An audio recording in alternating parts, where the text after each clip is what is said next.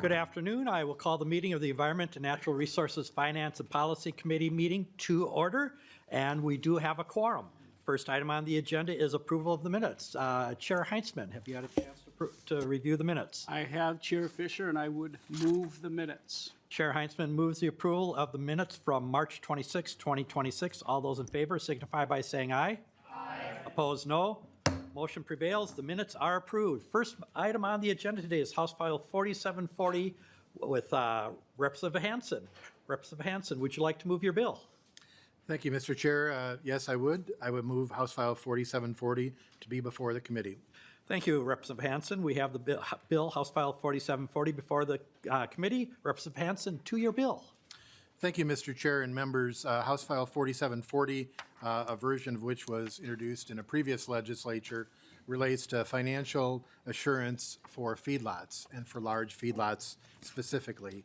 It would require owners of feedlot with a capacity of at least 1,000 animal units, so that is not the small feedlots, that's over 1,000 animal units, to submit proof of financial assurance of the estimated cost to implement feedlot closure requirements. Members, throughout this legislature, year after year, we hear about speeding up permitting, but very rarely do we hear about closure or disposal. Rarely do we talk about what do we do when something ends. We always want to talk about speed to get something beginning. And what this bill does is provides an assurance so that the owners will have the responsibility to take care of the cleanup once the feedlot ends. It requires the PCA to do an assessment of how many abandoned feedlots there are. It provides money from the general fund and from the environmental fund to conduct some of this work, and also provide work to the county feedlot officers who in delegated counties do some of this work. Members, the world is not Green Acres and Old MacDonald anymore. You have a variety of ownership systems out there with livestock production. You may have an entity who owns the land and a different entity who may own the buildings and another entity who owns the livestock. Life happens. Things have a beginning, a middle, and an end. And when a feedlot ends, often the request to clean up comes to the public. And as a state, we have provided money, public money, to help with that cleanup. I want to use just one example here that's a larger example, that in October of 2024, we had a chicken facility, Pure Prairie Poultry Farms, I believe was the entity. And they had they went bankrupt. Pure Prairie Poultry filed for Chapter 11 bankruptcy in October of 2024.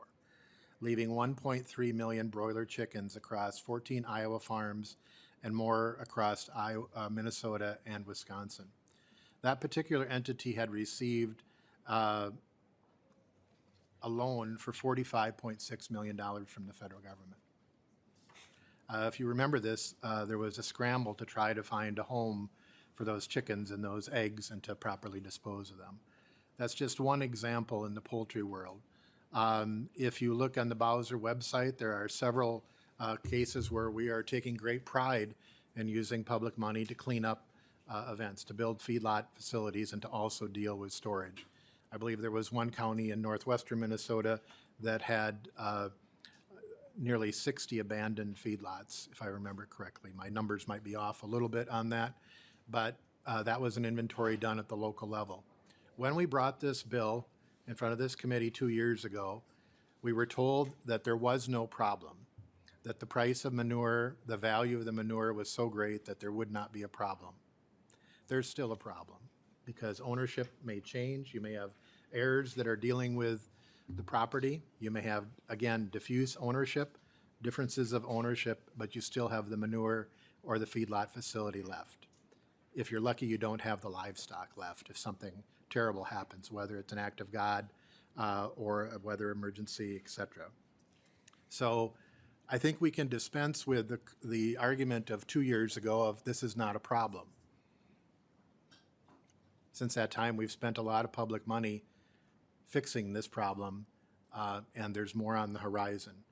By requiring financial responsibility for the owners of a business, which is production of livestock, then we can assure that Minnesota's water would be protected and the public taxpayers would be protected as well. So I'd ask for your support. I understand there are some testifiers. Okay, thank you, Chair Hansen. We do have several testifiers here. The first person we have is Ariel Kagan. If you'd like to come forward, please. Welcome to the committee. Thank you for taking the time to be here. If you'd like to please introduce yourself, who you're with, and begin your testimony. Thank you, Chair and members of the committee. For the record, my name is Ariel Kagan, and I'm the Director of Climate and Working Lands for Minnesota Farmers Union. Thank you for the opportunity to testify on this bill. We join with our colleagues who you'll hear from as well in sharing concerns with this bill, HF 4740. The state's NPDES and SDS permits already have closure requirements, and these additional requirements would create a burden, particularly for mid-sized farms, and would not necessarily improve the environmental outcomes. We're currently experiencing a difficult time in the farm economy. In the past year, we've lost over 1,300 farms in the state. We've also seen a surge of farmer-lender mediation cases just in these early months of 2026. Adding additional carrying fees to farmers to retain financial assurances for the duration of the permit makes it harder for family farms to maintain their businesses, and especially beginning farmers looking to raise livestock. Thank you to the committee for hearing our concerns in consideration of this bill. Thank you. Thank you for your testimony. Next, I have Lucas Sodstrom. If you'd like to come forward, please. Thank you for taking the time to be here today. Please introduce yourself, who you're with, and begin your testimony, please. Thank you, Chair Fisher and members. Lucas Sjostrom, Executive Director of the Minnesota Milk Producers Association, also a dairy farmer in western Stearns County. And farmers of all sizes continue to reach out to me with a consistent message. They're worried that intentions behind stopping large farms will ultimately stop them from ever reaching a sustainable scale. It takes immense grit, capital, and risk to grow a dairy operation today. Dairies of all sizes depend on the same infrastructure, the same veterinarians, equipment dealers, and most importantly, the same creameries. If we lose the scale provided by modern operations, the newer operations, our smaller farms lose the processing capacity and local infrastructure they need to survive. We believe the standards to which today's livestock facilities are constructed are already among the highest in the country. Adding more layers of review and financing and bonding only serves to deter agricultural expansion. I urge you to vote against this bill, and I thank you very much. Thank you for your testimony. Next, I have Maddie Hookinson.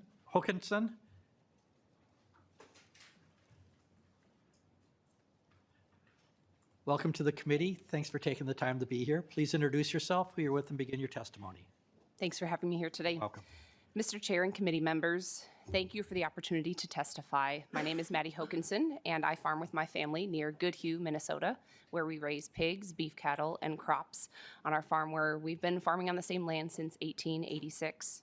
I'm also a board member of the Minnesota Pork Producers Association, an organization representing Minnesota's over 3,000 family farms.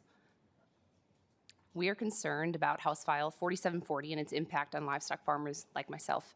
The Minnesota Pork Producers Association believes the additional requirements for financial assurance on feedlot permits over 1,000 animal units creates an additional unnecessary barrier for new and beginning farmers, as well as for those looking to grow and expand their farms to further diversify and create opportunities for the next generation. As a young farmer myself, our family is in the process of that transition from one generation to the next with my parents, grandparents, as well as my brother and myself. We would have to look to grow on separate sites rather than continuing to grow where we're at today because of regulation like this. But like I said, we're 7th generation pig farmers. We want to raise pigs here in Minnesota. This is home. This is where my husband and I want to raise our 2 boys. This is where we want to grow and expand our farm, the same as where our communities support us and we support them. But this bill pushes Minnesota in the wrong direction. These financial assurances they would further increase the uncompetitive nature of Minnesota in raising livestock and specifically hogs in the state of Minnesota. We have a strong track record as pig farmers in Minnesota of properly managing our barns and our manure. We know that by being good stewards and operating within our permits, we preserve the value of our farm assets. And this creates an opportunity for someone else to then down the road purchase the barns and allows flexibility for them to convert the barns to serve another purpose if a farmer does choose to exit or experiences a financial hardship. With that said, true abandonment is an extremely unlikely outcome. As a conservative estimate for a 1,000 animal unit pig barn, compliance with this bill would cost family farms $3,750 per year per permitted site to carry a line of credit with a bank to draw on, for the state to draw on. And for larger, more modern farms, that number is closer to $12,000 to $14,000. This adds significant cost at a time when farmers are experiencing financial hardship and uncertainty. This cost is borne completely by the farmer and is paid to a lender, providing no benefit to the farmer, to their business, or to the state. And according to the MPCA, there are currently no abandoned feedlots over 1,000 animal units, which would indicate that there is not a need for a bill such as this. Because of current permitting requirements for feedlots over 1,000 animal units, there are annual reporting requirements that enable the MPCA to stay informed of the potential abandonment of these feedlots, and there's already guidance in place if a closure were to have to occur. All of these safeguards already exist. And as pig farmers, we're committed to responsibly operating within our permits and doing what's right for our animals, for our communities, and for the environment. Our goal is to raise healthy animals and provide a quality, nutritious protein source for hungry people in a way that also supports our families and our communities. I appreciate the opportunity. Thank you for allowing me to testify here today in opposition to House File 4740. Thank you for your testimony. Next, I have Bob Schiffelbein. Welcome to the committee. Thanks for taking the time to be here today. Thanks, Chairman and Committee. Welcome. Please introduce yourself, who you're with, and begin your testimony. My name is Bob Schiefelbein. I am with Minnesota Farm Bureau Federation. It's a large organization of over 30,000 members of farmers and ranchers. First, I want to thank you for hearing me. I know as someone that brings a bill, the last thing you want to do is hear people complain about why you're bringing it, and I really appreciate you at least listening to my concerns. The second thing is I come from a family farm. We're in central Minnesota. I work with 8 brothers and 6 nephews. Family farms today are not small anymore. 1,000 animal units comes very quick if you have a son and a father. It comes very quick. This might hit them. It'll hurt the family farm. The other thing is the large farms, all their model is on dollars. So they want to make dollars bigger. So they're going to use the manure real wisely. MPCA already has rules that if you're over 1,000 animal units, you have to get a permit, you have an engineer to help you with the building of the facilities, manure storage. You have to do a manure plan to tell everybody, or the MPCA, where all your manure is going. It cannot exceed the amount of nitrogen that the plant takes on the acres, and it can't exceed the amount of phosphorus that the soil can absorb on the ground. So they have us covered, and at the end of the year, we have to give an annual report saying where we put it. The 2 things that I'm most worried about is when you make a rule for a whole state, especially the size of Minnesota from south to north, it gets inefficiency, since the things they do in the south are not the same as in the north. That's not a big thing, but as in general rule, making one rule for the whole state hurts individuals. The other thing, and most important thing, is the cost to Minnesota producers. Our competition isn't our neighbors anymore, it's our neighboring states. South Dakota, Nebraska, Iowa, and North Dakota, those who we're competing against. If we have this extra money on ours, they'll become more efficient, they'll become more profitable. It'll take animal units from Minnesota and take them out. And I can guarantee, even the author of the bill didn't do this thinking I want to get rid of animal husbandry in Minnesota, or the committee. So that is the biggest thing. It's going to take animal units out of Minnesota into other states, and animal industry in Minnesota is big dollars for out-of-state Minnesota. I don't know about the cities, but out-of-state, animal is huge. It's probably bigger than crops. The last thing I'd like to say is my friends at the American Turkey Growers couldn't be here. They wanted me to let you know that they oppose it. They sent letters in your packets. If there aren't any questions, I'd like to thank you for hearing me today. You're welcome. Thank you for taking the time to be here today and for your testimony. Is there anyone else in the audience who would like to speak to House File 4740 today? Not seeing anyone. With that, member questions, member discussion. Chair Heinzman. Thank you, Mr. Chair. PCA has been mentioned a couple of times. I'd be interested in hearing from them directly if it's okay, Mr. Chair. That'd be fine. We'll have somebody from the MPCA come up. Welcome to the committee. If you'd like to introduce yourself, and we'll be ready for the question from Representative Heinzman. Thank you, Chair. Thank you, Mr. Chair. Just wanted to make sure that we had a chance for PCA to make some comments on the record, and so that's all I had, Mr. Chair. Okay. Go ahead and introduce yourself and begin your testimony. Sure. Thank you, Mr. Chair and members. For the record, Tom Johnson, Director of Government Relations and External Affairs for the Minnesota Pollution Control Agency. Overall, I think that the agency does have some concerns with House File 4740. We'd be happy to provide additional technical assistance if the bill moves forward. Overall, I'd say there are unused feedlot storage units, but we would not consider those necessarily abandoned. So I know that there's a definition in the law here in Section 2 that looks at a permanent, that creates a definition that essentially, if it's a closed storage area that also is then not in compliance with the closure requirements, we don't have any record of any of those situations where those storage areas are not in compliance with the closure requirements, to my knowledge. Also, I do want to thank Representative Hansen for adding in some appropriations, but I do not think there's been a formal fiscal note on this bill, and so can't speak to the accuracy of, or if this would cover our costs. I believe there was a fiscal note in previous sessions that was larger than the amount here, and in a number of staff that would be ongoing needs. And I think some of these appropriations, just glancing, are one time and some may be ongoing, but we'd want to make sure that the staffing requirements are covered. So, thank you, Mr. Chair.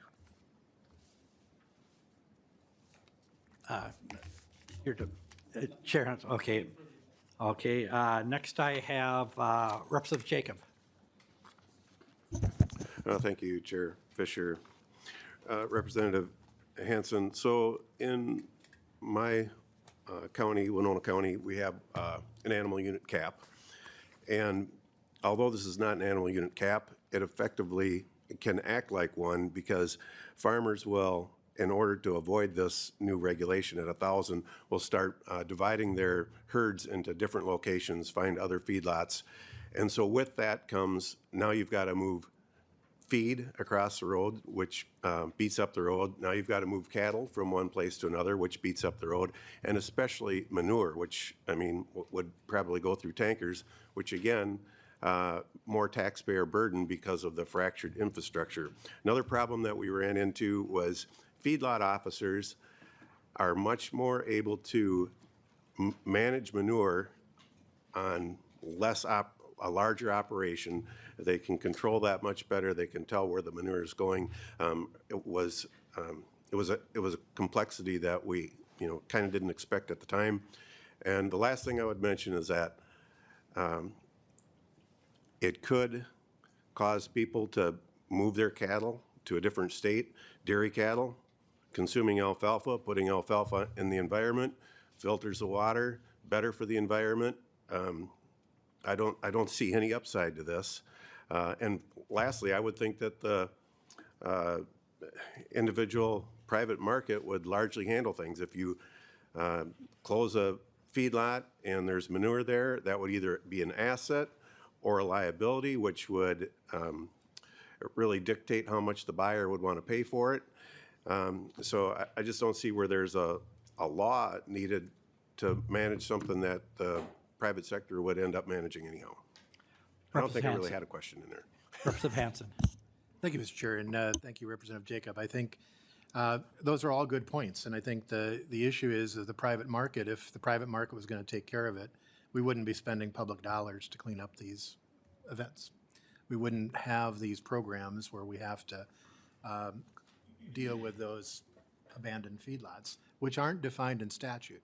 And I would just say, you know, to Representative Heinzman and members of the committee, if anything we could do would be to pass a definition of abandoned feedlot storage units, so we have it in statute. I would think that that would be something important for the future, so we are all clear on what we're all talking about, and I'm open to discussion on that because I think we need that. Because there can be closure, there can be change of ownership, there could be change of the animals, there could be bankruptcy. Maybe it's the bankruptcy of the company, but not the farmer who owns the land. You may have someone who owns the land who heirs take over, and they may be 6 to 10 of them.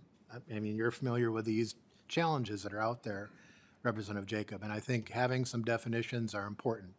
I think the question about money, if the public continues to come back and have to take care of this, I would just say to the farm groups that testify, you will continue to lose support if the externalized costs for the production of the businesses are borne by the taxpayer.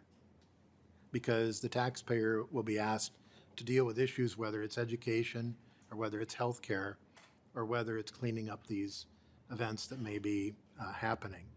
I also want to make sure I'm clear on the correction that this bill is written not to change any existing permit, but for new permits or renewal of the permits. So it's not saying if you're in the middle of your permit, stop right now and you have to provide the financial insurance.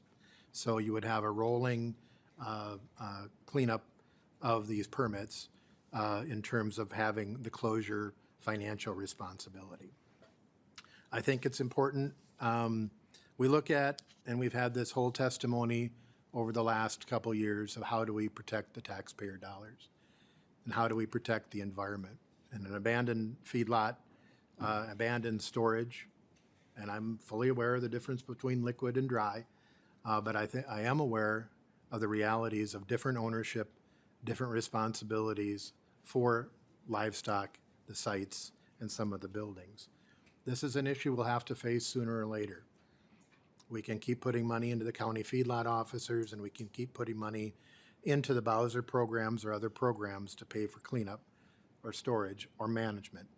But the issue is going to be, I find it sad that everyone implies that the only way for livestock production to work in our state is to get bigger. Everyone said that that's modern and things just are going to get bigger. So if they get bigger, they become more, I would think they'd have to have more responsibility if you get bigger. Everyone said that was what the future is. I think that's sad. Next, we have Representative Nelson. Thank you, Chair Fisher and Representative Hansen. Just wondering, is the financial assurance, is that actual cash, or would this be a bond, or what form would you be looking at here? Representative Hansen. Thank you, Mr. Chair. I think the chairs have been, like in community grants, have been trying to determine what financial assurance is as well. Some have talked about a surety bond. I think if we look at a commercial pesticide applicator license, they have insurance, a surety bond, or a statement of net assets. That would be a precedent type of thing, a statement of net assets from a bank, a surety bond, or a certificate of insurance that would provide the coverage. I think that the latter, the certificate of insurance, is hard to get for cleanup because you're going to be paying quite a bit for it. Okay. Representative Nelson. Yeah, thank you. And follow up to that. So thank you for that. I think that's probably still a little bit unclear on that. And then also, MPCA was here, and I was wondering if they would be able to, or he would be able to come up and give us an idea how many is there an idea of how many of these feedlots have closed at this point, or how many, 1,000 animal units, feedlots, do they stay permanently closed, or, kind of what is, are they often resold, or what typically happens with them? Welcome back to the committee. Mr. Johnson, go ahead. Thank you, Mr. Chair. And again, for the record, Tom Johnson, Government Relations at MPCA. I don't have all those numbers and happy to follow up with more specificity, Representative. I think what we usually see with a permitted feedlot, we require notification if they're going to shut down. And then once we get that notification, we reach back out to them with the list of requirements for closure. And so that's not just for the feedlot storage piece, but it's for all of the portions of their farm. So if that were to happen for the permitted facilities that we're talking about, there's a pretty clear process here for closure of the whole thing. And then, it's a little, I think there maybe is some, there's more more on the counties when it's for unpermitted, for the smaller facilities. It's more the county feedlot officers that help with those pieces, in addition to MPCA staff. But for permitted, for permitted facilities with a NPDES permit, a Clean Water Act permit, those are a pretty formal process for closure. Thank you. Representative Nelson? Yeah, thank you for that. And I think, I think that's helpful in understanding this. So what is the follow-up process when, when a feedlot, gives notice that they're going to be closing, and is there follow-up inspections, or what ends up happening as this is closing? Mr. Johnson? Yeah, thank you, Mr. Chair. And I'm wondering if I have Assistant Commissioner Dana Vanderbosch with me. Maybe she has more specifics, but as she comes to the table, my understanding is there's sort of a checklist to go down, and then we would follow up with an inspection, but we'll also invite, if that's all right with you, Mr. Chair, Assistant Commissioner. Welcome to the committee, Assistant Commissioner. If you'd like to introduce yourself and take a shot at answering the question. Good afternoon, Mr. Chair and committee members. I'm Dana Vanderbosch. I'm the Assistant Commissioner for Water Policy and Agriculture at the MPCA, and Director Johnson was pretty much right on the money. There are state rules for the, abandonment procedures at animal feedlots, and farmers are required to notify us if they're going to be abandoning their farm sites, and then there are regulations that they need to follow. I think the case-by-case way that happens probably varies. First of all, this doesn't happen very often. We don't receive many of these kinds of notifications. I think with our currently permitted facilities, we don't know of any where there's kind of abandonment kind of in process. And in preparation for this bill and the previous times it's been introduced, I think we've only been aware of a couple of incidences where abandonment has kind of been brought to the agency's attention. And so, if people come forward and they tell us that they're going to abandon their site, sometimes they're aware of the state rules and they kind of know what they need to do. There's a checklist, and so sometimes there's a little bit more kind of work with them as they go throughout the abandonment process. And then there's also, follow-up afterwards to make sure everything has been completed appropriately. Thank you. Representative Nelson? Okay. Thank you. You're welcome. Representative Schultz. And as a heads up, after Schultz, I have Jordan, Burkle, Gottfried, and then Heinz. Thank you, Mr. Chair. And Representative Hansen, I'm curious, as to your research over the last several years, how many other states across America have these financial assurances for feedlots. I have heard from the time that we've spent here today, but also from producers across the state, including being on the AgriGrowth Ag and Food Tour last year, about the costs that Minnesota has by comparison to competing states around us. So it's not lost on me that for us, a financial assurance in this circumstance locks up assets that could be used to invest in some other way, or those costs get passed on to consumers. And doesn't matter exactly the food that we're seeking to eat, but it adds to costs. And so I'm curious what other states across the country have chosen this path with financial assurance. Representative Hansen. Thank you, Mr. Chair, and Representative Schultz. To my knowledge, none.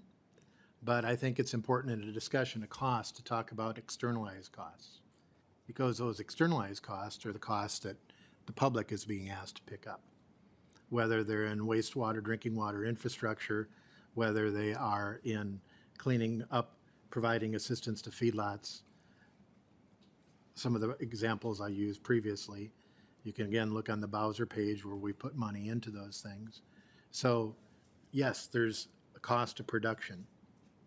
And that cost of production is cheaper when the public picks up the externalized costs that aren't being counted in that production. Representative Schultz. Thank you, Mr. Chair. Representative Hansen, I sought to follow you as closely as I could there. I just think that this is a question, like, first off, we need to be dealing with, like, the issues that we have today. And I understand and I do appreciate your foresight to think about things for the long term, for the health of the state, future generations. That's a good thing, right? Just like the family farmers who were represented in the testimony today, right? The Scheffelbein family, if you just check their website, they're literally serving 14 different, family members with their farm. It's super cool, right? So this question is really, is this needed today based upon the testimony that we've heard, including from the agency themselves, especially when it results, the bill, if passed, would result in steep cost increases. Representative Hansen. Thank you, Mr. Chair. Well, Representative Schultz, I think protecting your generation and the subsequent generations for water quality and future taxpayer costs helps out. I think that's part of it, is again, those costs that may be borne in the future if there is failure. And I haven't used the large example, but if we use the biggest dairy feedlot, if that failed, how do we deal with that? Do they have the financial assurance to take care of that large feedlot of potentially 18,000 cows? Representative Schultz. Thank you, Mr. Chair. Well, again, that doesn't exist today, right? That doesn't exist at this moment. And at the same time, what you heard is that broadly across the entire state, while your circumstance, which is relatively hypothetical at this point, is one for the largest. But what you heard is from family farm producers across the whole state, where they're shouldering this additional expense today to potentially pay for a circumstance for something that hasn't yet been put into the ground. Representative Hansen, any further comment? Thank you, Mr. Chair. Well, I'll go back to the poultry example. I'm sure they didn't think they would fail, and they did. Representative Jordan. Thank you, Mr. Chair. I actually have kind of a continuum of what Representative Nelson was asking, which I was very interested in what happens currently. But we do have financial assurance models elsewhere in the state with other businesses. Can you talk, and I know you've worked on those issues as well, Representative Hansen, can you talk a little bit about what that model is and how it works in other sectors of our economy? Representative Hansen. Well, the best example I would use would be commercial applicators for pesticide, where they have to have, as I mentioned before, either a certificate of insurance, a surety bond, or a statement of net assets. I believe we took that same example to the commercial manure applicators when we created that license 25 years ago. So the people who are applying or doing a service for hire have to have that financial responsibility when there are accidents or when they're doing the business. Representative Jordan. Thank you, Mr. Chair. And then that's because if there is something that bad happens, we have that money to take care of it. So in absence of those different methods of financial assurances, people keep saying we pay. What does we mean? Does that mean who is we in this situation for who's paying for these businesses' failures? Representative Hansen. I think there's Mr. Chair and Representative Jordan, I think there's a variety of examples that maybe there's that first responder cost that is borne by the property taxpayers of that local unit of government. Maybe it's the state coming back with feedlot assistance or cleanup assistance through Bowser. There's maybe the emergency response that's borne by the state as well, if an incident occurred. And then federally, if it's a federal consequence, they may be responding as well, and there's a cost there. Thank you, Mr. Chair, and thank you, Representative Hansen, for this. I think this is a pretty simple polluters pay. You know, hopefully no one will pollute, so no one will hopefully have to pay for this. I think that's what we're all going for. But I think it's good that the public has assurances that their money won't be wasted should the unthinkable happen. Representative Burkle. Thank you, Mr. Chair. And Representative Hansen, you mentioned Bowser a few times. I'm trying to find the exact site. You're talking about 60? If you could give me, maybe you could supply that later. We don't need to go there now, but I'm wondering if you're talking about out-of-compliance feedlots and public money using to get active feedlots into compliance, or, because I'm not finding abandoned feedlots on their website. Representative Hansen. Mr. Chair, and Representative Burkle, I'll follow up with you and the whole community get that That would be information. helpful. Representative Burkle. Thank you, Mr. Chair. And to your continued references to Pure Prairie and the situation there, I'm wondering what your thoughts would be. I mean, nobody in that situation thought they'd be in that situation. It's a bankruptcy. The company left those growers in a situation where they had to find a way to, unfortunately, dispose of birds and whatnot on their farm through no fault of their own, correct? That was not an expectation from a grower who had a contract with a company who went bankrupt and then had to figure out, because of a lack of processing capacity in the moment, what are we going to do with these animals? So why would you consider penalizing small farmers contracted to a large processor in this way? That's I'm trying to figure the logic there. Representative Hansen. Thank you, Mr. Chair, and Representative Burkle, and I think, you know, you have specific knowledge in the poultry industry. You have a variety of ownership models that are there. The way the bill is written is owners of the feedlot. That may not be the owner of the turkeys or the chickens or the hogs. I think the responsibility should be with the risk. And I think using the Pure Prairie poultry model, that you are absolutely correct. That was the grower, the owner, who walked away with the bankruptcy, and the risks were borne by the people who owned the land and who had the birds. So I think you bring up a good point, and I want to make sure that the risks, that we are covering the risks appropriately. And I'm open to changing that in here, so we're making sure it's the responsible entity, because as I mentioned earlier, it is not Old McDonald having a farm anymore. It's not Green Acres. The owner-operator situation with rents, ownership of the livestock, ownership of the buildings, ownership of the land, those may be different in multiple situations, and I'm fully aware of that. And I think that's something I am open to trying to change so that we get the risk where it is appropriate. Okay. Last one, Representative Yeah, I'll be Burkle. quick. I'll close up. And thank you for that, Representative Hansen, or Chair Hansen. I think it's been made clear from MPCA and just in the sequence of this conversation that this really is a solution looking for a problem in my mind. Most of what you're talking about is handled. I don't know if there's actually, and I'd bring MPCA up again, but I don't want to go into detail on that, but if there's an actual definition for a closed feedlot, I think we heard from MPCA the process of how that's handled and what's required of a feedlot owner to clean his farm up if he's going to close things up. So I'll leave it at that, but I really do think this is a solution in search of a problem, and I think if there's more work to be done on how it's structured or what you're talking about, I'm open to talking about it, but I think what MPCA has outlined to us already is enough. I think we've already seen that they have a process for how feedlots are closed. Okay, thank you. Next, I'll go quickly. I think Representative Gilman had something close to this point, and then Godfried, and then Einsman. Thank you, Chair, and thank you for letting me just squeeze in a couple things.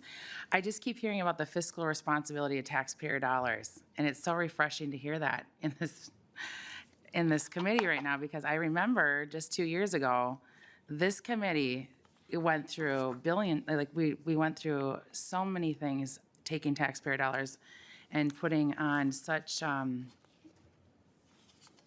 stiff increases from, you know, you name it, we did it. And so I'm just concerned, we have farmers, and when you talk about we don't have old McDonald farms, I feel like that's offensive, because in my district, and probably many others that are sitting at the table, we do have that. And we did have a testifier, thank you for coming in today, that talked about generational farming back to 1886. So there are farmers, and I don't think it's our job as legislators to come in and say, it's sad if you get bigger. I mean, that means that there's something happening that's working well. And again, when we have MPCA that is going, you know, we don't like the way that this bill is sitting, I think that's something to consider. I am grateful to hear that you care about where taxpayer dollars are going, but I think then we should revisit some of the things that we've imposed on and the mandates on things that we had strong opposition to, blowing through an $18 billion surplus and raising taxes by $10 billion. It's frustrating to hear this right now, because I talk to the farmers that do the work, that get up before the sun comes up, that are, you know, trying to help figure out how they can have their farm go on to the next generation without being hit by taxes that are crazy for their families, to just carry on that way of life. It's part of their DNA, and I don't like the reference to saying that there's not these little farms, and that it's sad if somebody gets bigger or not. We have a demand. I don't know what people think we're going to eat around here. Some people choose not to eat animal meat, and that's great. But there's a lot of demand for good quality food and ways that we take care of the animals that provide that food. So I thank the farmers for coming to testify, and I am in strong opposition to this bill. So thank you. Representative Gottfried? Thank you, Mr. Chair, and thank you, Rep. Hansen, for bringing this forward.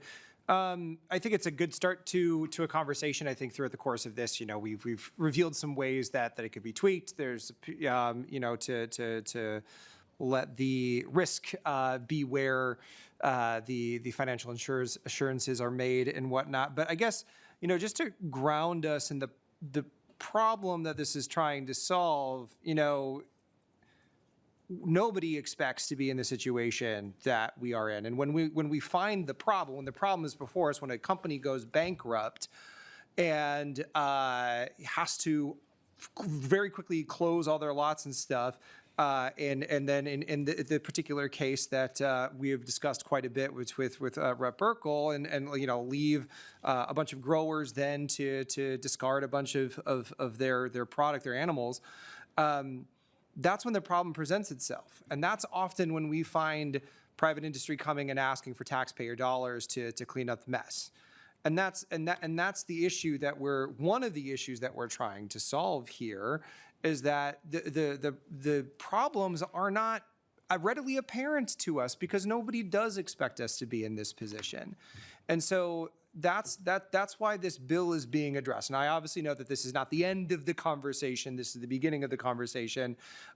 You know, not to drag the MPCA back up here, but I do actually have a couple of questions about the current closure requirements. I think I heard Ms. Hokinson refer to them as guidance, and then Ms. Kagan refer to them as requirements. And I guess I would just ask first, are they guidance or are they requirements? Welcome back to the committee. Assistant Commissioner, if you'd like to go ahead and answer the question, please. Yeah, thank you, Mr. Chair and representatives. So the closure requirements are requirements that are in rule. They're in state law. Representative Godfrey. Great, thank you, Mr. Chair, and thank you for that answer. And then the quick question, you know, obviously you had previously mentioned requiring notice of when a feedlot is going to be closed. Could you just very broadly talk about the additional closure requirements that are then given to, you know, a farmer that is then closing their feedlot? And I think through the lens of what those requirements are trying to address if those things were not to happen. In basically meaning, if they don't do these things, this environmental impact happens, X, Y, and Z, so on and so forth. Assistant Commissioner. Thank you, Mr. Chair, Representative. I don't have the specific closure requirements in front of me, but, to your question, I mean, I think our biggest concern would be the manure storage areas and just making sure that they're properly emptied so that there is no, leaching of materials into the soils and kind of lingering that way, getting into the groundwater. I think there's also, just like storage, pads and areas outside those storage ponds that we just want to make sure would be all cleaned up and emptied out to prevent any kind of leaching or movement of material either into groundwater or surface waters. Representative Godfrey. Thank you, Mr. Chair. I apologize. I will wrap up. This is my last one. I see that look on your face. So I guess just for the public record, what is associated when there is leaching of, let's say, manure as an example, into the ground, into groundwater? What are the potential health effects, environmental impacts of this? Because I also want to ground us is that if either the public doesn't pick up the tab to take care of this, or the private industry does not pick up the tab to do this, that is the actual thing that we're trying to avoid, is that environmental impact. Assistant Commissioner. Mr. Chair, Representative, I mean, the pollutants of greatest concern would be nutrients, phosphorus and nitrate, and so those would be the ones that we'd be most concerned about making their way into surface waters or groundwater. Representative Godfrey. Done. Thank you. Chair Heinz-Smith. Thank you, Mr. Chair. And just a few closing comments from this side of the table. Representative Hansen, this is, I think, something that is important to you. I'm not trying to take anything away from that. I will point out, however, as we're wrapping up, that it's pretty rare for a bill to come forward and have not a single group or individual come and testify in favor. I think we heard Minnesota Farmers Union against, Minnesota Milk against this, Minnesota Pork Producers against this, Minnesota Farm Bureau Federation against this. I'm glad it's being laid over. It's fine to have a conversation, but I think the public is watching, at least 12, as we usually say. I think Representative Burkle probably said it right. While there may be an example, it is somewhat a solution in search of a problem. If we were hearing of this as a widespread issue across the state, well, then there's got to be, some things that we need to look at more seriously. And if something changes, fine, let's revisit this. But maybe our focus should be rather on the things that we can do to help agriculture avoid the financial hardships that they often find here in Minnesota as opposed to other states. I know it sounds like maybe a clanging cymbal at this point to start to say things like that, but I'm going to try to keep it as bipartisan as I can in my comment. And we do have some great examples of that, and I think Chair Fisher and House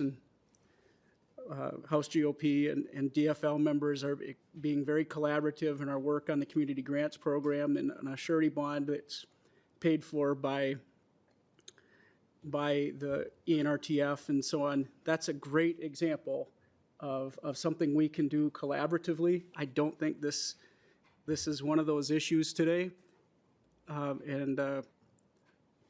Like I said, if something does change here in Minnesota, fine. Maybe this comes back up, but quite honestly, I don't think it is. And I think we can refocus on things that are deliberative and helpful to our family farms, large and small, in Minnesota, and we can focus on helping them in changing economic times. So I'll leave it there. And again, glad it's being laid over. Thank you, Mr. Chair. Welcome. Chair Hansen, final word.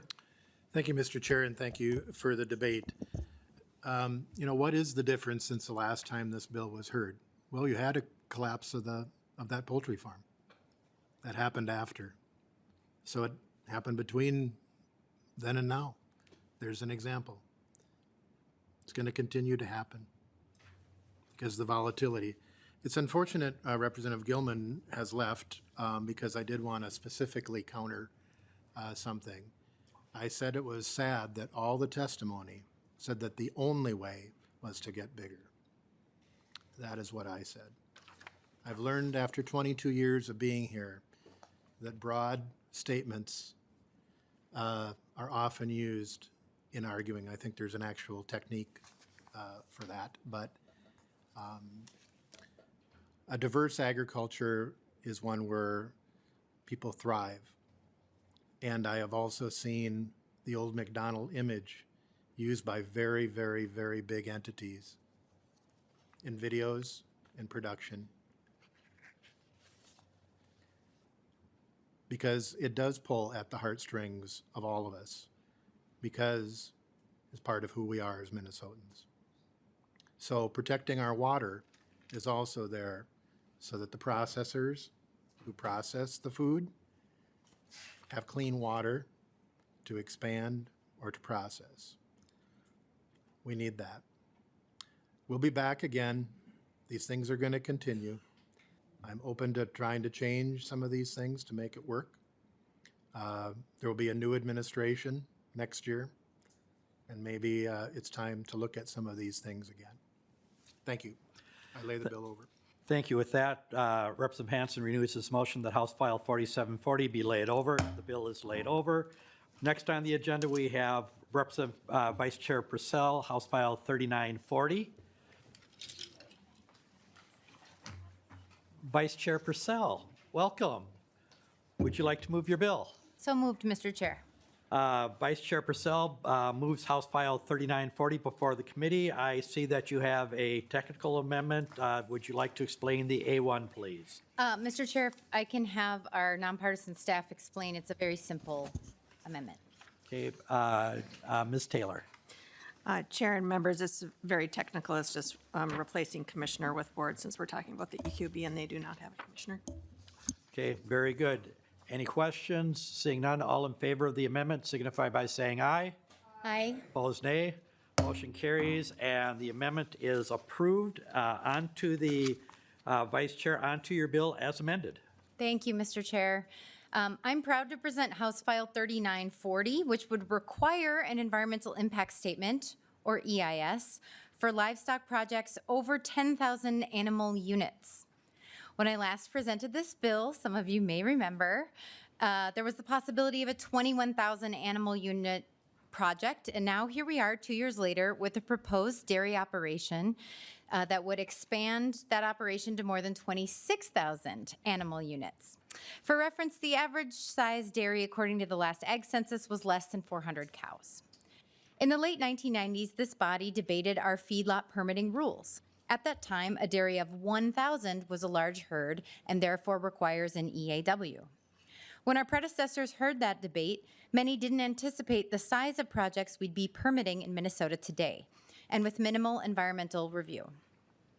I'm bringing this bill forward again because it's past time to do something about the permitting of livestock projects on this scale.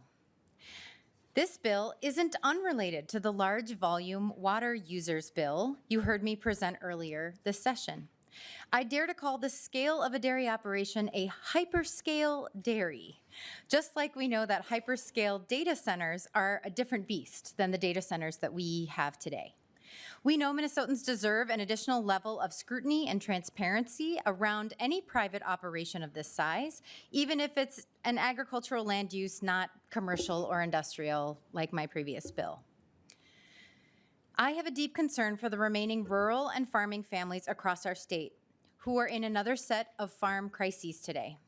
Aging farmers, low commodity prices, tariffs, skyrocketing costs of inputs, et cetera, et cetera, et cetera. And while they get squeezed, the single largest operator in our state continues to expand. For decades now, we've incentivized farmers to get big or get out, but let's also make sure we're protecting drinking water, runoff, and manure management on and nearby these enormous operations. Projects of this scale have the potential to have an outsized effect on our environment, and I think it's worth our time today to talk about whether they deserve an added level of review. In 2025, the state did 53 EAWs and only 3 environmental impact statements. The rolling 10-year average is 65 EAWs per year. Only 23% of the responsible government units held a public meeting for those EAWs. In the EIS process, it would be mandatory to get that local input.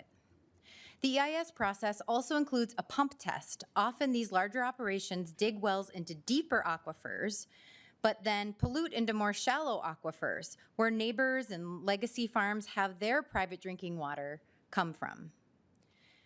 Luckily, this is very pertinent to today. Just this week, NPR ran a story on a proposed expansion of West River Dairy outside Morris in Stevens County to 18,855 head of cattle, nearly the amount that the Grand Casino Arena holds. That's the equivalent excrement of about 1.1 million humans, according to data from Cornell College calculator. And that will mean an incredible need for water, an incredible amount of animal waste, not to mention potential air pollution, living conditions for employees and the animals, land application of the manure, et cetera, et cetera. The timing is right for House File 3940. The Minnesota Pollution Control Agency is updating its feedlot rules to better manage pollution. And the Minnesota Department of Agriculture is presently reviewing the groundwater protection rule to ensure it protects drinking water from nitrates, something that the EPA found our state lacking doing to protect water for Minnesotans in my part of the state 2 years ago. House File 3940 tells Minnesotans that the legislature is moving in sync with our pollution control regulators to help protect Minnesota's environment and the well-beings of Minnesotans. Thank you, Mr. Chair, and I'd be glad to turn it over to testifiers. Thank you, Vice Chair Pursell. First on the list, I have Laura Schreiber. If you'd like to come forward, please.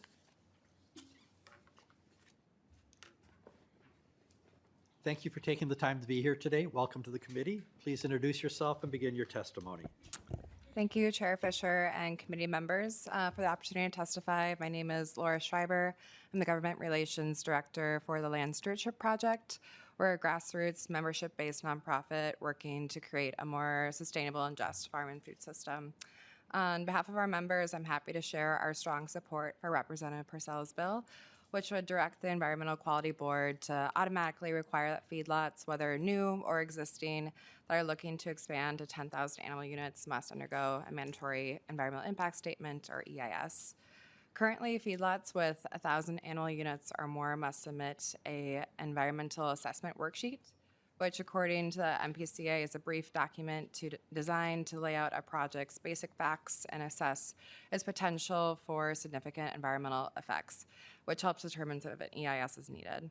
Whereas an EIS differs in that it is a comprehensive review of the possible environmental, economic, employment, and sociological impacts of the proposed project.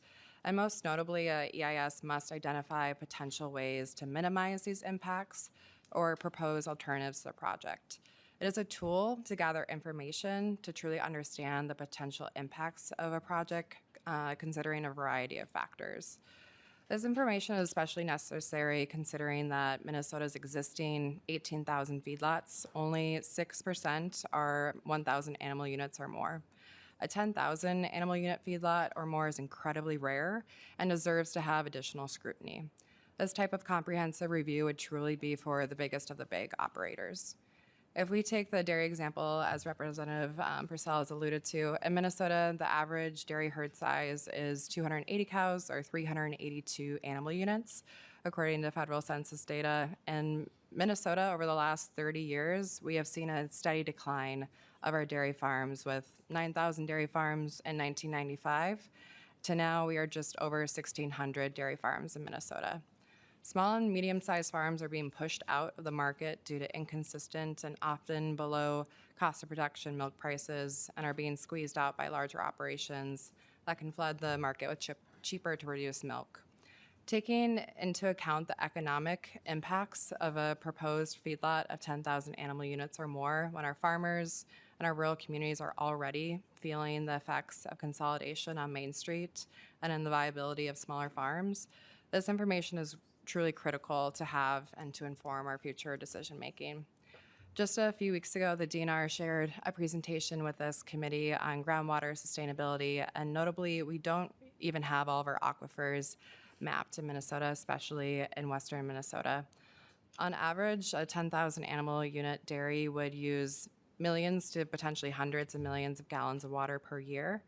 And especially as we are experiencing greater extreme weather and climate change, having this comprehensive review that an EIS provides is truly critical. Today, actually, Carrie Redden, who is a dairy farmer in Stevens County, wanted to speak with you, but she also, for her off-farm job, works in an accounting office, so you can assume it's a pretty busy time for her, so she was not able to step away. But she's a retired dairy farmer, and now they raise beef cattle. But if she was here, she would tell you that this bill is needed now. As Rep. Pursell shared, Carrie's in Stevens County, where West River Dairy and Morris and Stevens County is looking to expand and add 11,000 cows, which would increase their dairy herd size to 18,555 cows, or more than 26,000 animal units. An EIS is a tool to have a full scope accounting of potential impacts to our communities and the environment, economic and sociological impacts. And we need that information, especially for these biggest of the big. So thank you for the time to testify, and I really urge the committee to think about and support this bill for the information for our farmers and for future environment. Thank you. Thank you for your testimony. Next, I have Ann Schwagerl. Excuse me if I didn't get it right there. Thank you for taking that time to be here today. Welcome to the committee. Please introduce yourself and begin your testimony. Good afternoon, Chairs Fisher and Heinzman. See, I can do last names wrong too. For the record, my name is Ann Schwagel. I am a farmer in Big Stone County in western Minnesota. I am here on behalf of Minnesota Farmers Union in support of House File 3940. I serve as the Vice President of MFU, which is a grassroots, membership-driven organization representing family farmers in rural communities across the state. Our members include family dairies, many who are struggling to stay in business while they shoulder milk prices well below their cost of production. They care deeply about both environmental stewardship and the long-term viability of rural economies. We support this legislation because it recognizes a simple reality. The scale of livestock operations in Minnesota is changing, and our review processes need to keep pace. Projects of unprecedented size, like the proposed mega dairy expansion in Stevens County, next door to me, bring potential impacts that go beyond what was envisioned when Minnesota's current livestock feedlot rules were developed decades ago. These regulations should be scaled. Large companies can afford to hire compliance staff that a family-sized operation can't. An environmental impact statement is not about stopping projects. It's about ensuring that we fully understand their environmental, economic, and social consequences before they move forward. From our members' perspectives, there are several key concerns. First, water use and water quality. Large-scale livestock operations require significant continuous water withdrawals. Farmers in the surrounding area need confidence that shared groundwater resources will remain sufficient and protected. Second is risk.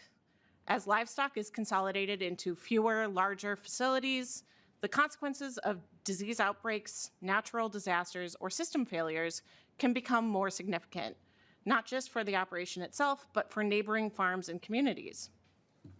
Third is rural economic impacts. As you heard from a previous testifier, Minnesota has lost nearly half of its dairy farms in the past decade, even as the number of dairy cows has remained steady.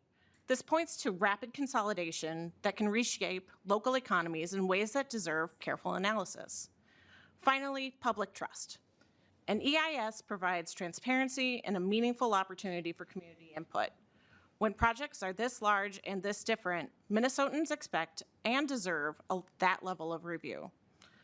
House File 3940 ensures that when projects exceed certain thresholds, we take a closer look before moving forward. That's a reasonable, measured approach that supports both responsible development and strong rural communities. Thank you for your time and consideration, and for Representative Pursell's leadership here. Thank you for your testimony. Next, I have Darren Broughton. Welcome to the committee. Thanks for taking the time to be here. Please introduce yourself and begin your testimony. Good afternoon, members. Excuse me, Darren Broughton, Executive Director of Minnesota Agri-Growth. Do appreciate the opportunity to testify on this bill. Most Minnesotans have an image of a typical dairy farm. And mine is my grandparents' farm with its 60 head of Holsteins just outside Pine Island. They farmed there for 40+ years until they decided to sell when he retired to his neighbor and friend next door who had 400 cows. It is these memories and images that has tainted our ability to really recognize that raising livestock, and in this case dairy, has evolved since the 1980s and 90s. House File 3940 fails to recognize that evolution. Instead, it relies on those memories and feelings rather than the science and the data. Like the 1,000 animal unit threshold for feedlot permits, which was established by the legislature almost 30 years ago, the proposed 10,000 threshold for this EIS is based upon those memories and feelings and not the science. No science or evidence shows that a barn with 10,000 cows poses a greater environmental risk than a barn with 9,990. It is a made-up number by the legislature. If we looked at the science and data, we would see that larger barns and farming operations have more requirements for manure management, water use or reuse, and climate mitigation than smaller farms. A stream or river in Minnesota is substantially more likely to be polluted by a city's wastewater treatment plant that overflows during an extreme weather event than by a large feedlot. That's not my data, that is state agency data. House File 3940 also fails to recognize that the MPC already has tools in place to protect our waters.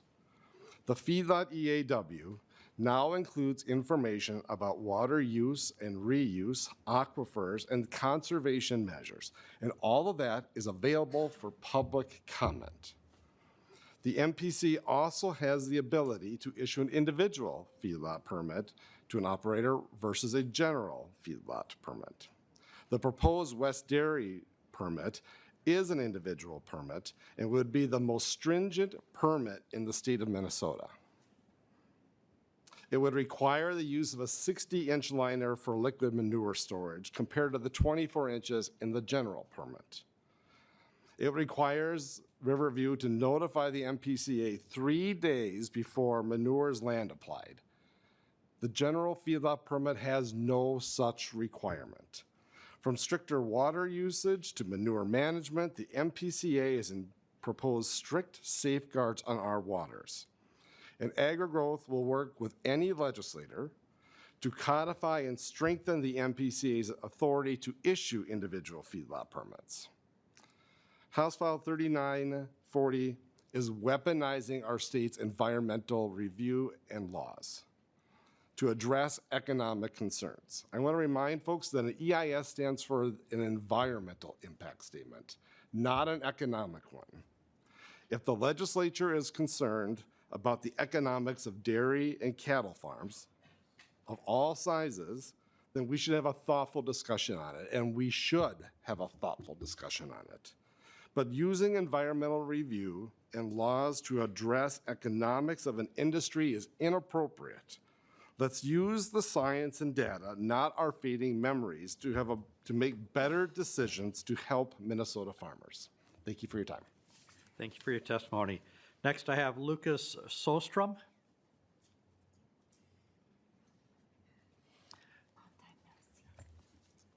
Welcome back. Thank you for being here.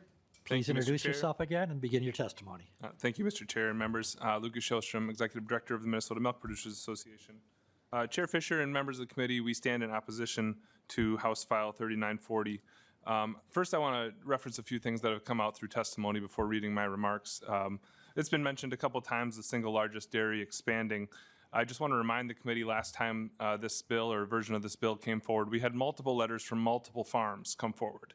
One thing about dairy, and this affects dairy the most because when you do math, cows are actually bigger than the other animals affected through this, so therefore cows are more likely to be at permits this size.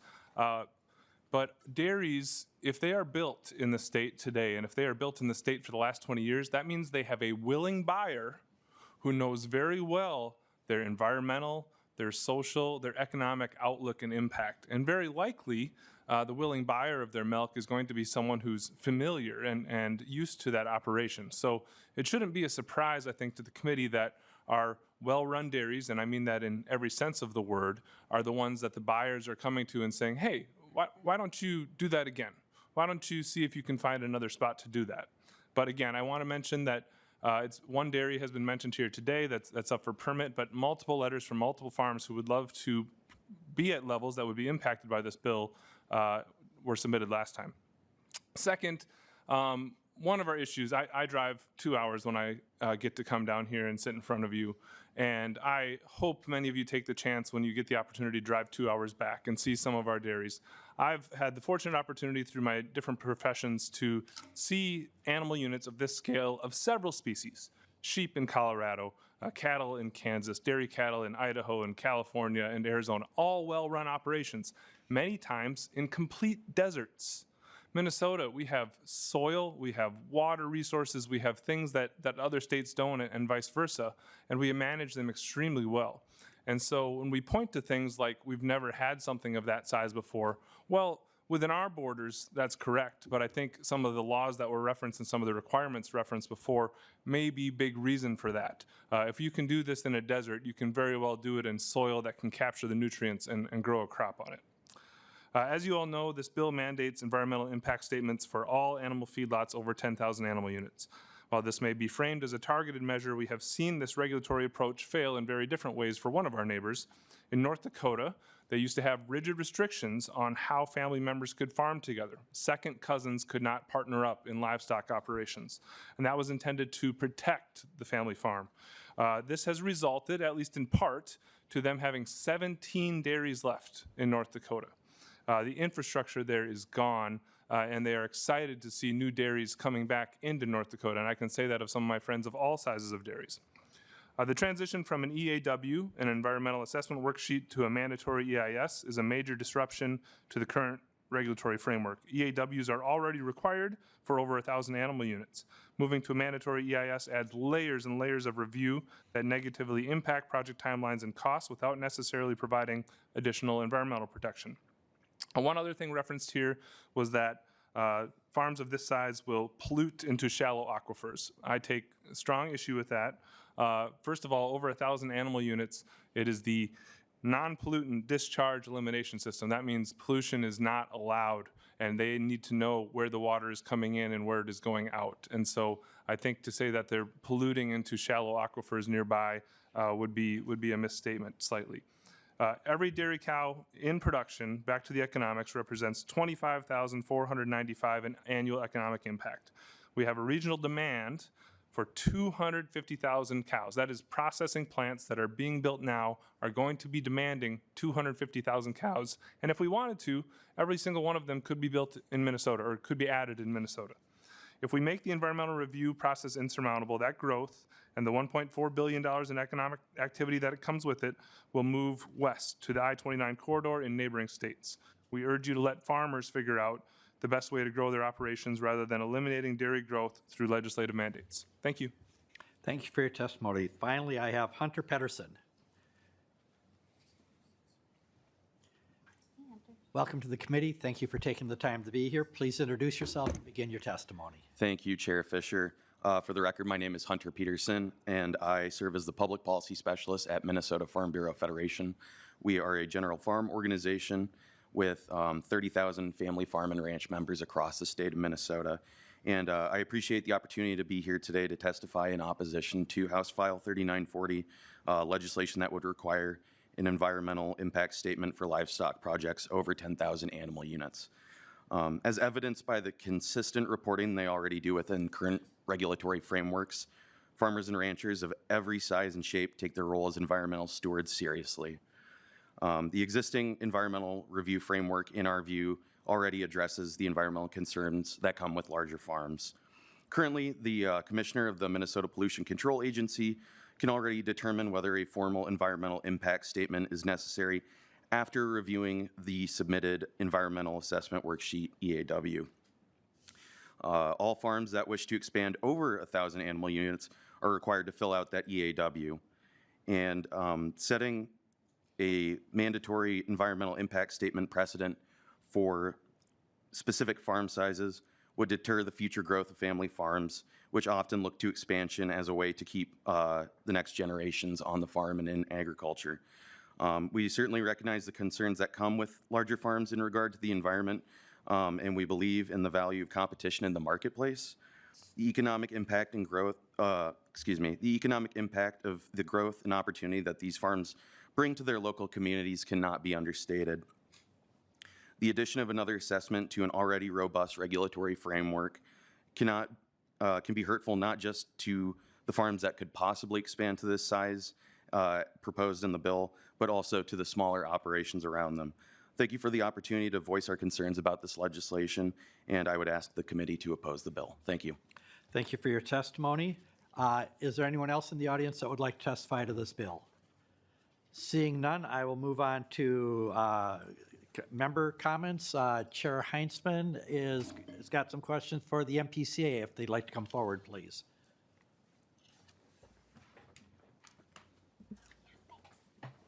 Chair Heinzman, go ahead. Thank you, Mr. Chair. I do. First of all, I'd just like to know where MPCA is on this, if there's an official position or just a thought that you'd like to share in terms of what we've heard today. And then also, if we could possibly get a ballpark idea of how the process looks under current statute, that would probably be helpful for the committee. My understanding is the process that's being asked for in this language could be triggered by those within the county affected and adjoining counties. I think 100 signatures might be the threshold, if I remember correctly. So if those things could be covered, that'd be great. Thank you. Assistant Commissioner Vanderbush, go ahead and introduce yourself again and then begin your testimony to the answering the questions. Thank you, Mr. Chair and committee members. And again, for the record, I'm Dana Vanderbosch, Assistant Commissioner for Water Policy and Ag at the MPCA. Thank you for the questions. The MPCA doesn't really have a formal position on this bill.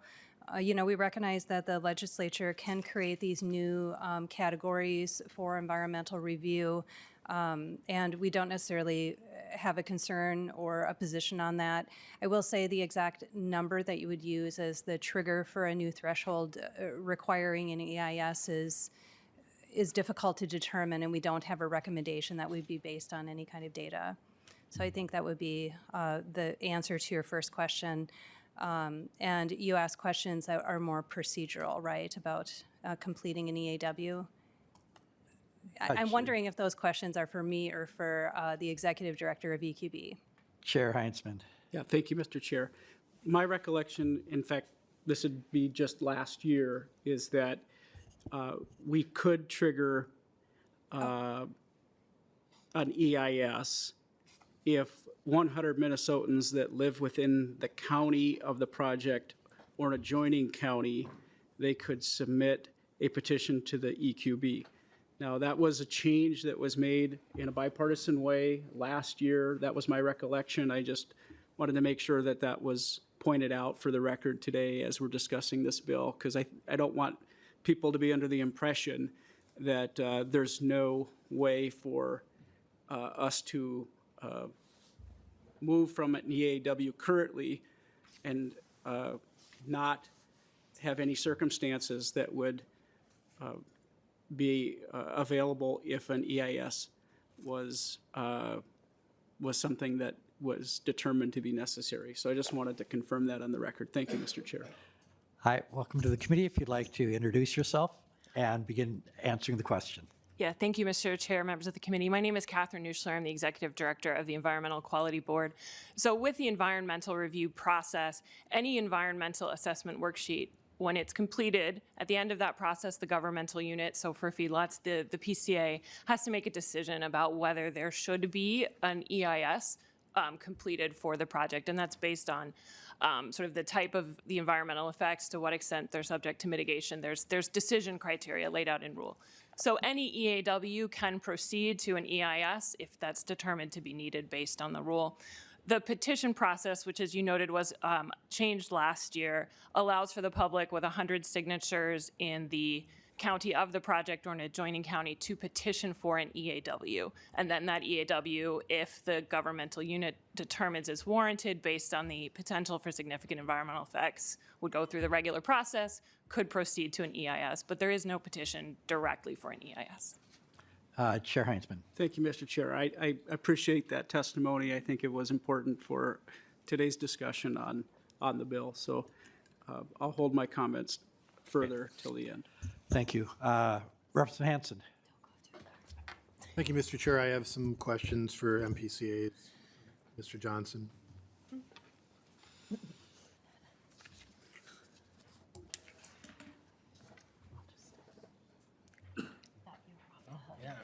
Welcome to the committee, Mr. Johnson. Representative Hansen, go ahead with your question. Thank you, Mr. Chair. Mr. Johnson, if a 10,000 animal unit dairy failed tonight, if a bankruptcy occurred and it failed, who would milk the cows? Mr. Johnson. Mr. Chair and members, if it failed financially? Yes, Representative Hansen? financially. Mr. Chair, I am not sure who would milk the cows. Representative Hansen. Mr. Chair, if a 10,000 cow dairy failed tonight, who would move the manure? Mr. Johnson. Mr. Chair and members, Representative Hansen, so if it failed tonight with absolutely no notice is what you're saying? Yep. I have never heard of such an occurrence, Mr. Chair. I don't have much precedent to answer your question. Representative Hansen. Thank you, Mr. Chair. And Mr. Johnson, when we're looking at, and I want to get into the science, and maybe this is the other staff as well, when you're looking at the application of manure, is it based on N as the limiting factor or P? Is it nitrogen or phosphorus when looking at the land application rates on where the manure is applied? Mr. Johnson. Mr. Chair, I would defer to the Assistant Commissioner. Assistant Commissioner. Mr. Chair, Representative Hansen, it's nitrogen is the limit. The rate is based on nitrogen. Representative Hansen. And thank you, Mr. Chair. And when it's based on nitrogen, there are soils in Minnesota that are naturally high in phosphorus. So the capacity, the carrying capacity of the phosphorus, if you keep applying the manure, you keep adding to the phosphorus over and over and over. So essentially you get very high phosphorus rates. Is that correct? Assistant Commissioner. Chair, Representative Hansen, I'm not sure of the answer to that question. Representative Hansen. Mr. Chair and Mr. Johnson, if we were going to create a city of 1 million people, we would require a wastewater system, a drinking water system. We would require treatment for wastewater. We would require the people of that city to pay property taxes and assessments on that in order to build it. Is that correct? Mr. Johnson. Thank you, Mr. Chair. That is correct. I believe there's a mandatory category for EAW for some of those, not necessarily an EIS, Mr. Chair, to the issue at hand. Thank you. Representative Hansen. And Mr. Chair and Mr. Johnson, so if let's say you're a city that's growing, a small community, a township, and a city annexes part of the township into their system, they would have to handle that waste, right? They'd be responsible, the property taxpayers would be responsible for that. Mr. Johnson. Mr. Chair and members, I believe if whatever the ratepayers who cover the total cost of the water treatment facility who pay into that system, yes. Representative Hansen. And Mr. Chair, just, was in the bonding committee today, been on the tours. Every small town wanting millions of dollars for wastewater, for drinking water, millions and millions. And maybe it's non-point that's actually causing the nitrates or other pollutants that are there. Again, costs that are being asked to be picked up through the Public Facilities Authority or through grants or some of that 18 billion went to fund some of these projects. So I don't know. Again, it's kind of surprising to have the industry come here and say, get big or get out. It's the only way. And don't change that $10,000. 10,000 animal units today is 1,000 from 30 years ago. So I guess 100,000 30 years from now is what our successors will be arguing about. Maybe that's one per state. We just have one big one per state. Mr. Chair, Mr. Johnson. to your point, Representative Hansen, most of the nitrate is non-point source. I think that is a fair characterization. These feedlots that are permitted and are of this size are considered point source. And it would be more different types of agricultural activities that might be considered non-point source. But I think you're accurate on that piece. Representative Schultz. Thank you, Mr. Chair. I found it interesting and honestly probably a little bit challenging to ask the person who works in an office in St. Paul what would happen in the case of a unfortunate bankruptcy or failure. So I wanted to ask if a farmer could answer this question. So I wanted to ask if Mr. Sosham was available as a dairy producer. Mr. Sosham, welcome back to the committee. Representative Schultz, go ahead. Thank you, Mr. Chair and Mr. Sostrom. If a large dairy of some size were to fail overnight, what would happen and who would milk the cows? Mr. Sostrom. Mr. Chair and members, while unfortunate and of course something I think none of us would want, this has happened in other states. Typically, they're very integrated with their lenders, and typically it's not an overnight surprise, and they deal with it. If any of you know a good auctioneer, not just an auctioneer, but a good auctioneer, they might be able to take care of it. But this is what happens. Our livestock markets are open every day, and I think I've seen and dealt with and been involved with farm failures of all size, and I don't think anything of this scale or larger wouldn't be dealt with. And I would suspect lenders and farms of this size are more likely to have the contingency plans in place to deal with something like that. But I would not expect overnight is even a possibility due to the controls that they have in place, Mr. Chair. Thank you. Representative Schultz. Mr. Chair, thank you. And, maybe we'll be able to find that good auctioneer someday. I've heard that we have, a couple hundred that are licensed here in Minnesota. But then beyond that, Mr. Sostrom, if this very unfortunate circumstance were to happen, would there be any risk to the public in a very short-term period of time? And maybe you can outline for the committee what would happen to the manure. Mr. Chair. Go ahead, Mr. Sostrom. Mr. Chair and members, Mr. Representative Schultz. So if it's today, for example, we're going to presume that their manure facility is either half full or near full. And if the cows are gone, you would do nothing. You'd figure out where the crops need it and when. And I would think based on the requirements we've heard, you're going to deal with it and apply the nutrients when you need to. That's the beauty of our facilities. I think they have time.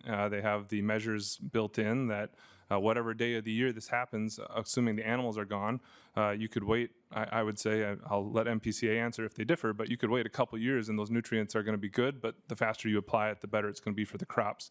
So I think the first field nearby that would take it, obviously they were planning to use those nutrients per fields, that's why they have a nutrient management plan, would happily take them with record cattle and record fertilizer prices right now. I think this is not an issue. It's going to be an asset the bankers are the lenders are banking on already as credit. But yeah. Okay. Representative Schultz. Representative Chair Heinzman, final comments.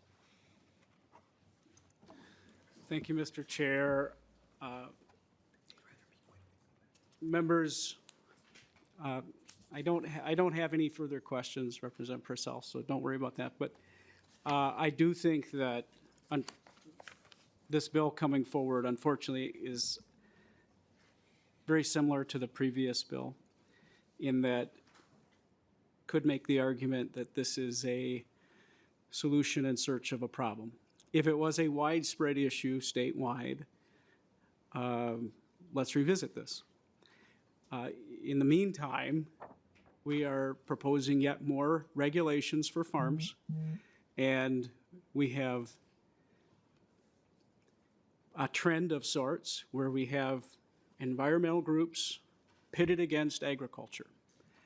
And environmental groups looking for more regulation while farmers are here pleading, begging, please don't do this. And I'm glad we're in the circumstance where we have to come together in a bipartisan way and something to go forward, and this is not going to go forward. Maybe there's a version of something that could get at the concerns being raised today, but I don't think this is the answer, and we've had a good discussion. That's a positive, but it is quite a disruption to have so many folks travel from all over the state to have to come here and make the case that this hurts their industry. I trust them. I believe that they're here advocating with all of our best interests in mind. I'm glad PCA was able to also come and testify. Again, nobody's, at least near as I could tell, from the agency indicating to us that, like I said a moment ago, this is a widespread issue that has to be addressed in this way. And Mr. Chair, I'm thankful that, again, the discussion was had and the bill will be laid over, and we'll move on from there. Thank you, Mr. Chair. Thank you, Chair Heinzman. Final closing comment, Vice Chair Pursell. Thank you, Chair Fisher. Yes, I would like to thank all of the testifiers. I know the first two testifiers were from agricultural groups in support of my bill, so I don't think that's a fair characterization to pit groups against each other when I do think we are all concerned about water and rural quality of life. I guess I would have more assurances and maybe not feel the need to bring this bill if we still had a citizens board of our MPCA and there was an opportunity for neighbors to be able to take action. So happy to bring that bill back next year as well. I'll just play the hits here. And I agree. I think that just like Mr. Broughton said, from AgriGrowth, we need to use science and data, and that's what an EIS does. It doesn't determine what happens. It gets us the science and the data, and it also happens to take in economic conditions as well. But we are the Environment Committee. One thing I just want to touch on, this one producer that is the only company that has animal units in this scale as of yet, didn't do so great when they were doing the agriculture in the desert. There's an $11 million settlement that the state attorney general from Arizona had to fine to Riverview Dairy because of all the neighbors, their town's aquifer and the private aquifers in the area. So I would love to be proactive before this is an even greater problem. We know this is happening now with this proposed expansion.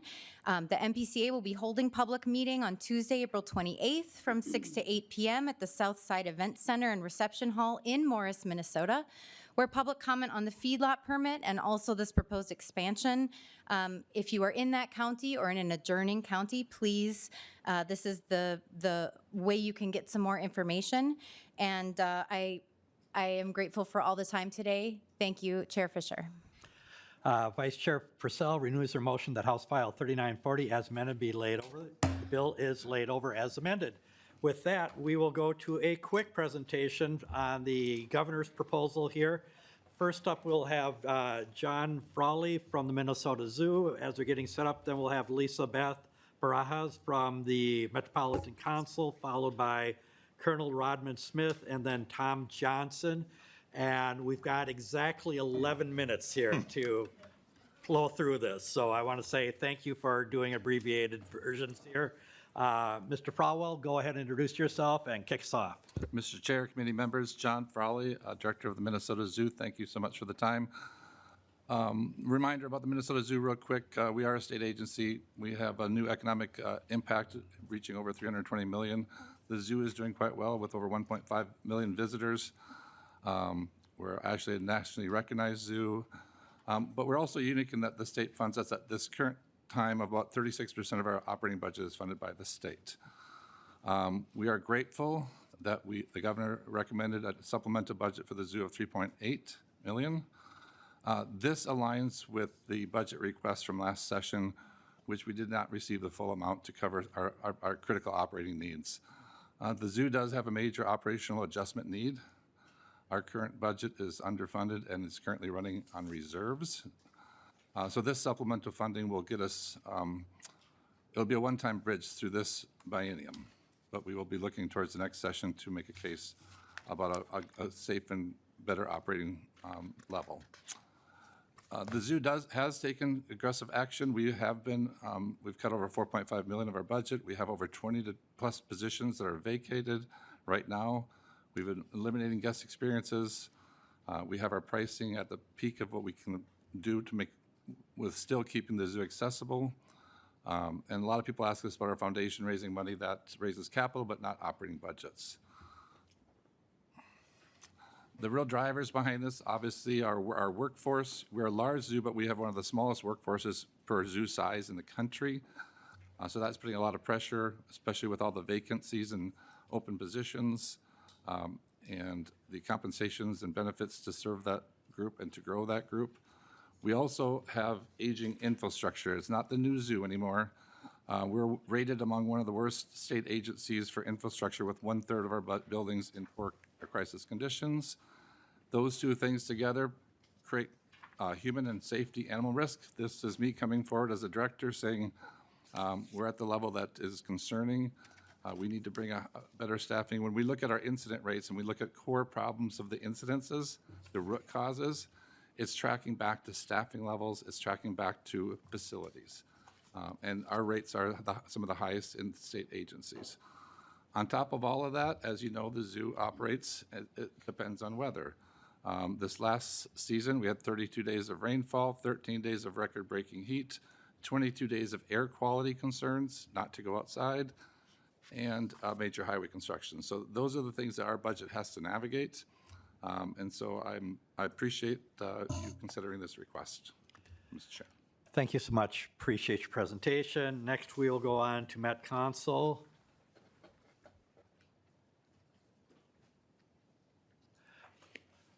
Welcome to the committee. Please introduce yourself and begin your testimony. Thank you, Mr. Chair. I'm Lisa Barajas, Executive Director of Community Development at the Metropolitan Council, and thank you for hearing us today. I have two budget-neutral items that I am pleased to present on behalf of the Governor. The first is an extension for tree planting grants from our 2024 funding allocation. They're both $3.1 million in our tree planting program that was newly established by the legislature, and then $1.4 million from the Natural Resources Fund for the Regional Parks and Trail System. All of this funding is already encumbered in grants with all of the affected agencies, so local units of government and implementing agencies. But given the timing and the work that we're doing, and well, trees are really dependent on the weather, as folks are, as my predecessor noted. And so this additional time extension request that we are proposing would really help to ensure the success of the work that the grantees have underway and allow them to close out that work. The second budget neutral item that we're proposing is really a reassignment of an appropriation that was grant funding to the Minneapolis Park and Recreation Board for the Cedar Riverside Rec Center project. It was assigned to DEED most recently in the 2024 cycle, and we are proposing to reassign that to the Met Council. So while it looks like an increase in funding for Met Council, overall it is budget neutral, just switching the assignment from DEED to the Met Council. This really helps us to streamline overall for Minneapolis Park and Recreation Board to streamline oversight of the grant funding they are receiving from the state that we're already managing at the Met Council on behalf of for this project, and put these two appropriations together into one grant. Thank you for your time today. Thank you, Ms. Barajas, for your presentation. Next, I have Colonel Smith.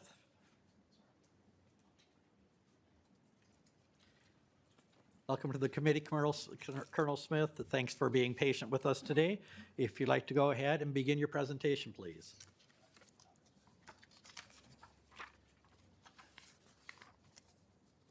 Thank you, Mr. Chair. For the record, Colonel Rodman Smith, Director of Enforcement, Department of Natural Resources. DNR has 2 supplemental budget requests for proposals in the governor's supplemental budget.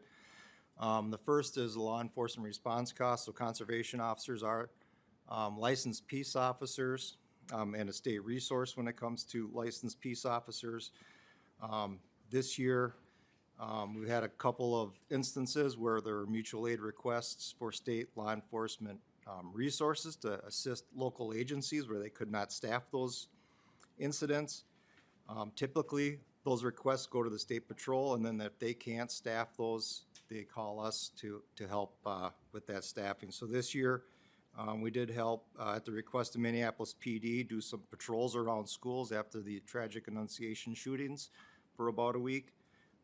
These also includes activities in January around Operation Metro Surge, and then most recently, the No Kings rally in March that just happened here at the state capitol grounds a couple weeks ago. Also includes some of the training. So these costs include officer payroll, meals, lodging, and supplies. Although this work is not typical of what we do, it is becoming more typical. And in today's law enforcement, the way that staffing is across the state, we see more and more mutual aid requests coming to the state to help with those resources where they can't meet those staffing challenges alone. So we stand ready to help our partnering agencies and the community, people in those communities when that mutual aid is needed. And so that's the first one. The second piece of the supplemental budget is the lands bill, and really what that is revenue coming into the DNR for a couple different sales. You can see the Becker County one. There's currently assessed value is $225,000. And the second one is a Mille Lacs County sale where the preliminary proposal is $251,000. So if those sales go through, that'll be needed to be included. So and that's all I have. Thank you, Colonel Smith. Thank you. Next, I have Tom Johnson for the MPCA. Thank you, Mr. Chair and members. For the record, Tom Johnson, Government Relations for the Minnesota Pollution Control Agency. Got a couple of items here. I'll breeze through this first one. Batteries is something the committee has heard already. Along with that, the governor does recommend also an electronic product stewardship program. The agency has been continuing to work with stakeholders on that. It's not quite as close as the battery issue. We're all open to continuing working on this piece, but there are still some items to work out. So not necessarily anticipating that this will continue this year, but these 2 proposals are cost neutral as they are product stewardship programs. We have a very small appropriation, ongoing costs associated with maintenance and software licenses and whatnot associated with the already purchased equipment. These costs do increase over time, particularly because while we have absorbed these in the past, the legislature has asked us to do more monitoring at different sites. And so as we add more monitors, we can no longer absorb the cost. Once you get to $50,000 or so, that's getting up to around a third of a person, of an FTE. So it becomes a significant cost. And then finally, this is a proposal that will actually result in a return to the remediation fund. Largely, the major fiscal item here is a closing of a loophole around saddle tanks. They're for, in particular, large trucks that are transporting either petroleum or hazardous substances. The petroleum that's in the tanker, in the large tanker, is covered clearly by our statutes. But now, especially trucks that are meant to go a long distance, have large saddle tanks that also hold petroleum. And if those are punctured, those are not necessarily, it's a little bit more vague if those are covered clearly by our emergency response statutes. So looking to close some of those inconsistencies in the statute and a couple other, while we're at it, much more technical items like changing, procedures to drills and smaller technical items. So these are the three items in the governor's budget for the Minnesota Pollution Control Agency. Thank you for the presentation, and with that, we are out of time. Thank you for everyone attending today, and with that, we are adjourned.